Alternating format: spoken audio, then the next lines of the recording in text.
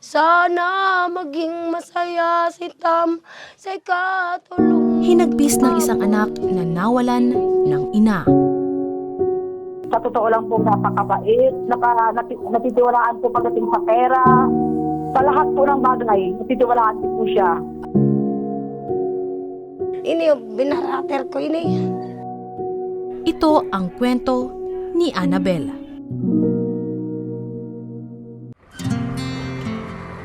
Isang ginang mula sa bayan ng Castilla, Sorsogon, ang labis na nasaktan at nahirapan harapin ang buhay na iniwan sa kanya ng kanyang ina.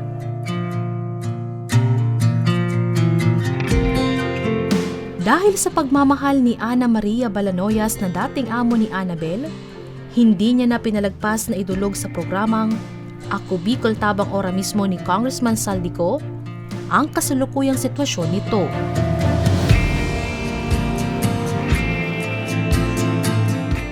At upang mas maging espesyal ang aming pagdalaw, naghanda muna kami ng munting regalo na aming iaabot sa pamilya ni Annabel.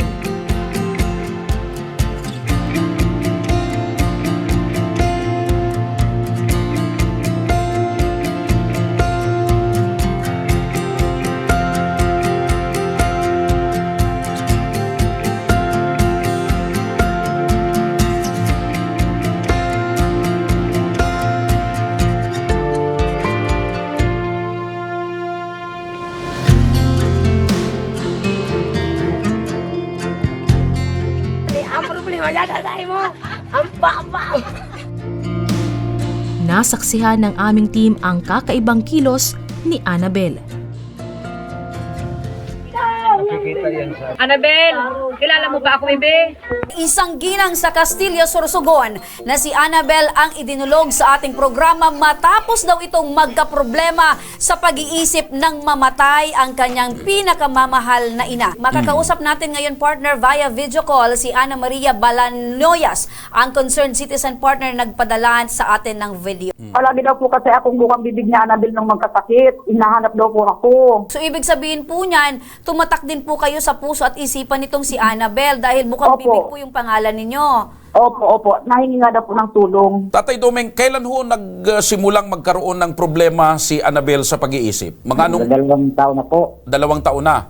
Okay. Opo. So, kailan ho ba namatay yung asawa nyo, yung nanay po ni Annabel?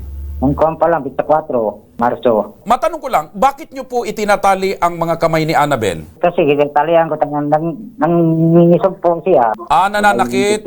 Eto partner, agad tayong nakipag-ugnayan sa tanggapan ng Municipal Social Welfare and Development Office ng Sorsogon upang iparating ang sitwasyon ni Annabel. Ang atin pong lokal na pamahalaan, kung mayroon pong Isagano do Mendoza, ay meron na pong handang tulong pinansyal para magamit po ng kanina pong magulang. Ayun. Kung sakaling papayag po Ang sila, bilis. Mabilis. ito po ay madala doon po sa pagamutan po, katulad po ng Bicol Medical Center, dyan po sa may Pili, Camarines Sur. Ora mismo, Ora mismo. ang pagtulong ng Yan ang LGU. pinaka-importante, partner. Meron tayong mga katuwang na mga government offices at agency. Ayun, opo. With that, partner, maraming salamat po, Sir Romeo Valenzuela, ang officer in charge ng Municipal Social Welfare and Development Office ng Castilla, Sorsogon, sa mabilis po niyong pagtugon. Maraming salamat po. Sobra po ako nagkapasalamat manahan sa inyo. Lalo na po sa Tabang Ora mismo. Kay Congressman Saldico po sa pagtugon niya sa kahilingan po namin. Kasi po, alam ko po makatulong man po ako, limitado lang po ang maibibigay ko na tulong. Hindi ko po talaga kakayanin mag-isa. Sabihin naman na gusto kong gumaling si Annabel. Kaya naghanap po talaga ako ng way. Gabi-gabi po, nagdadasal ako na sabi ko sana kahit papaano may tumugon. Sa tulong ng programang Ako Bicol Tabang Ora mismo ni Congressman Saldico, namili po tayo ng grocery packs na unang-unang pangangailangan ng pamilya dahil nga po walang maayos na hanap buhay ito si Tatay Domingo. Eto po, namili po tayo ng grocery packs. Ayan. Eto po, Miss Remy and Sir Joshua, may hatid din po tayong cash assistance para kay Tatay Domingo at kay Annabel.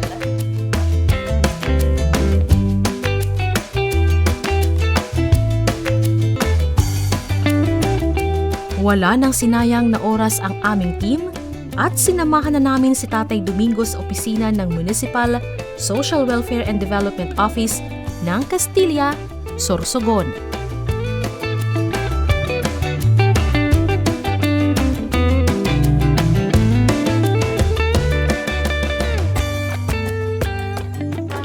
Ito po ay magiging tulong po doon sa anak ninyo.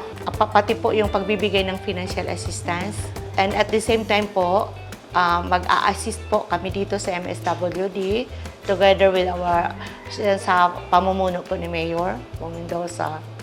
Talagang ina-assure po namin na talagang matutulungan po kami mismo dito sa munisipyo ang magdadala na doon po ng financial assistance sa inyo po sa bahay ninyo kung saan po kayo nakatira. Maraming salamat, Abi, Ma'am. Ako po ay nagpapasalamat una sa Ako Bicol dahil sa tulong na ibinigay ninyo sa aming kababayan doon sa Tabang Ora mismo na dumulog sa inyong tanggapan. At ngayon, kami rin sa local government ay mag-extend din ng tulong. Magbibigay din kami ng financial assistance sa kanila para makatulong din sa pamilya. Maraming salamat po kay Kong Saldi, kay Kong Hill, sa lahat ng mga bumubuo ng Ako Bicol na nakatulong dito sa aming kababayan at marami pang mga taong nag-aantay sa inyong tulong.